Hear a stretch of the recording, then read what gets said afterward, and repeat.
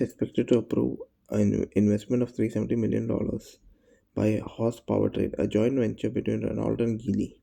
If approved, this will be one of the largest in manufacturing investment by a China-based company in the country in years, allowing Horse to invest in Renault's Chennai facility. The proposed investment comes weeks after Renault announced plans to separate its powertrain manufacture business into a dedicated entity in India as a part of broader restructuring of the local operation. Horse Powertrain was established in 2024 and Saudi Aramco acquired 10% of stake, leaving Renault and Geely with 45% each.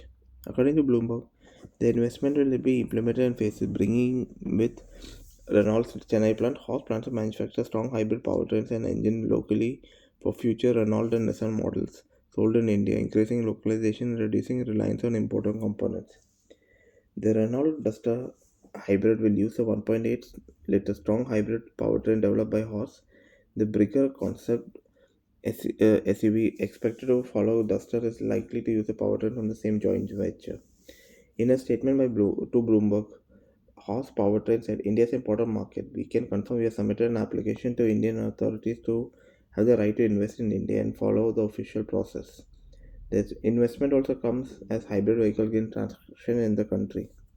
India eased foreign investment rules for neighboring countries earlier this year to encourage more local manufacturing. A Chinese automaker has not made any major investment in India since 2017 when state-owned SAIC Motors acquired a General Motors plant to launch the MG motor brand.